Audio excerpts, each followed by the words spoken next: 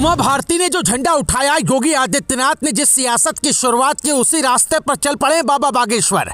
राज्यसभा का टिकट या सीएम की चाहत, क्या है बाबा की दिली तमन्ना? मोदी से मुलाकात में डील हो गई है फाइनल।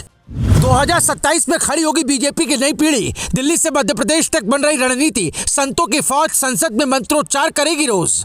क्या हिंदुस्तान को हिंदू राष्ट्र घोषित करवाने के लिए बाबा बागेश्वर संसद जाएंगे? मोदी से मुलाकात के बाद ये बात तो तय हो गई कि करपात्री महाराज की तरह वो ऐसी मांगों को लेकर संसद का घेराव नहीं करेंगे। तो क्या पंडित धीरेन्द्र शास्त्री को बीजेपी राज्यसभा भेजने वाली है और फिर वहां हिंदू राष्ट्र का मुद्दा गूंजेगा? सनातन बोर्ड का बिल आएगा। नियमों पर नजर डालें तो अभी धीरेन्द्र शास्त्री की उम्र 28 साल है, जबकि राज्यसभा उम्मीदवार की उम्र 30 साल होनी चाहिए। ऐसे में राज्यसभा का गणित देखें तो 9 अप्रैल 2026 को बीजेपी के राज्यसभा सांसद डॉक्टर सुमेर सिंह सोलंकी का कार्यकाल खत्म हो रहा है, लेकिन उम्र कम होने की वजह से 2026 में बाबा बागेश्वर नहीं चुने जाएंगे, बल्कि 29 जून 2028 को मध्य प्रदेश से 2 राज्यसभा सांसद सुमित्रा और कविता जब कार्यकाल खत्म होगा तो बाबा बागेश्वर को उम्मीदवार बनाया जा सकता है। लेकिन आप कहेंगे बाबा बागेश्वर तो कहते हैं हमारे लिए बीजेपी और कांग्रेस एक बराबर है, हमारी पार्टी का नाम बजरंगबली और चुनाव चिन्ह मुदगर है। तो ऐसा कैसे संभव है? इसे समझने के लिए आपको 60 के दशक में चलना होगा।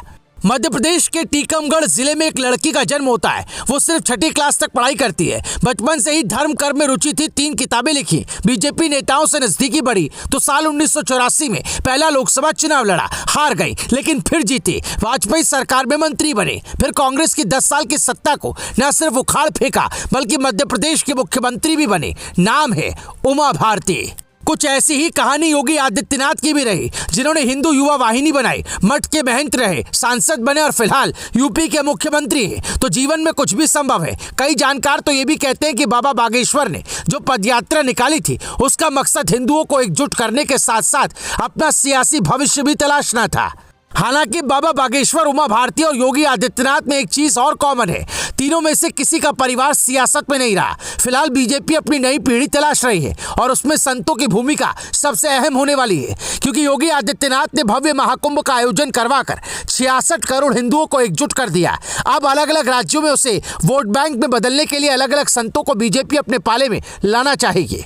और इसकी शुरुआत गुजरात से मोदी ने की थी, जिसे योगी ने आगे बढ़ाया और अब बाबा बागेश्वर उसकी धुरी बन सकते हैं।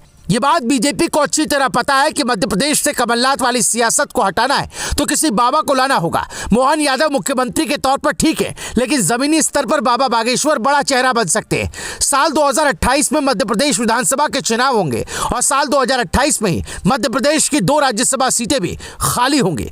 मोदी ने बाबा बागेश्वर को छोटा भाई कहा है, तो गिफ्ट कौन सी कुर्सी का देंगे ये वक्त बताएगा। पर इतना तय है कि कैंसर अस्पताल बनाकर लोगों की सेवा भावना दिखाने वाले बाबा बागेश्वर भी ये चाहेंगे कि देश दुनिया में प्रसिद्धि तो बहुत मिली, अब भारत को हिंदू राष्ट्र बनाने और यहां से वक्फ बोर्ड को हटाने और सनातन बोर्ड का गठन करवाने के लिए संसद भी जाना पड़े तो गुरेज नहीं करना चाहिए।